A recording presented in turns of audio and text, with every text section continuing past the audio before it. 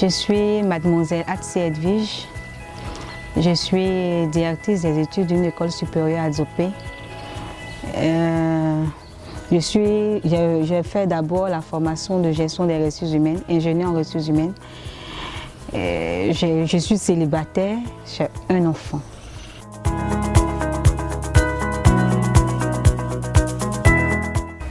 Pour moi, l'éducation est un choix par défaut. Ma mission, ma passion était d'être une directrice des ressources humaines d'une structure. Malheureusement, je me suis retrouvée dans l'éducation. Mais il faut dire que depuis que je suis dans l'éducation, ça devient pour moi une passion.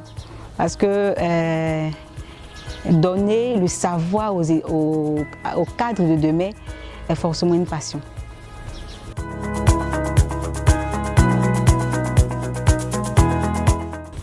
La grossesse en milieu scolaire est un phénomène qui est d'actualité.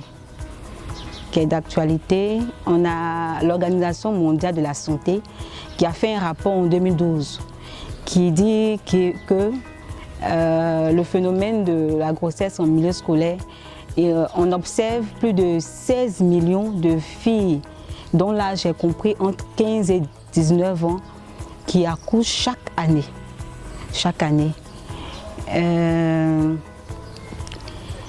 Nous nous posons la question à savoir, est-ce que c'est une jeunesse qui n'arrive pas à maîtriser sa sexualité ou bien c'est un échec au niveau de l'éducation des parents ou bien un échec au niveau même des encadreurs des collèges et lycées. Par conséquent, nous disons que ce phénomène-là a une conséquence néfaste sur la jeunesse. Donc les autorités doivent prendre vraiment des résolutions bien précises pour éviter ce phénomène-là.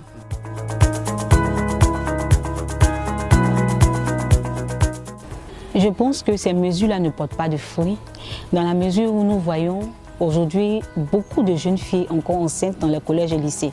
Certaines sont obligées de stopper, de ne plus aller à l'école parce qu'elles sont enceintes. Et ces sanctions-là sont effectivement prises, mais elles ne sont pas applicables sur terrain.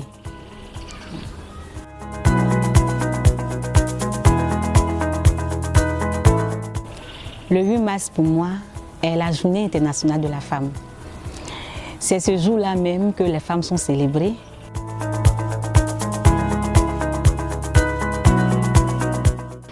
Je dirais que la parité du genre n'est pas encore une réalité. Parce que nous observons aujourd'hui que les grands décideurs dans ce pays, dans le monde entier, sont des hommes. Mais je pense que nous sommes sur la voie. Avec la célébration de la Journée internationale de la femme, nous sommes sur la bonne voie pour arriver à cette parité-là.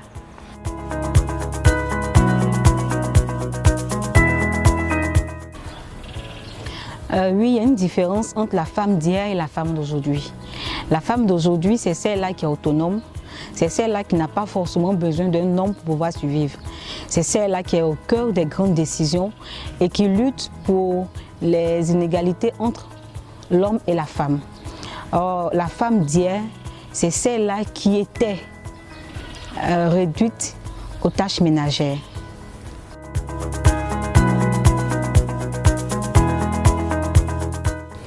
Le rang social d'une femme ne doit pas avoir une influence sur sa vie conjugale.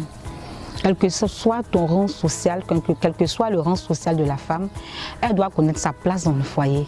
Elle doit savoir que c'est l'homme qui porte la culotte et elle le pagne. Donc, faire des efforts dans ce sens-là pour ne pas que sa vie professionnelle puisse influencer sur sa vie conjugale.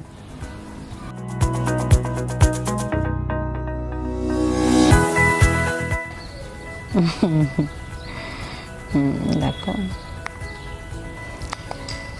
Ce qui me met en colère, c'est lorsqu'on ne respecte pas les règles qui sont établies.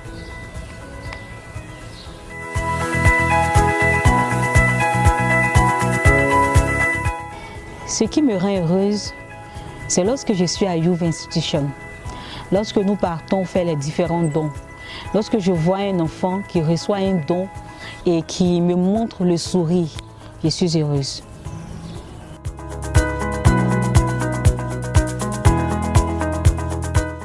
Je dirais à mes petites sœurs d'éviter la voie de la facilité, d'aimer l'école. Parce que pour moi, l'une des voies de réussite la plus importante, c'est l'école.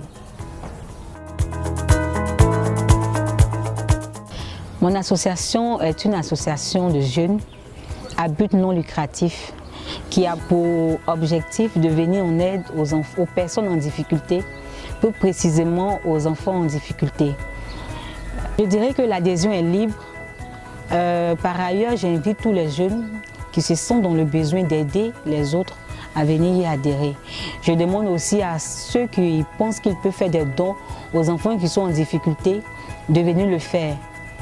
J'ai dit merci à Artemis pour m'avoir donné l'occasion de m'exprimer. Je dis merci à l'équipe de reportage. Je profite aussi pour dire merci à mon président fondateur de Youth Institution, Gosé Franck, de m'avoir donné l'occasion de m'exprimer.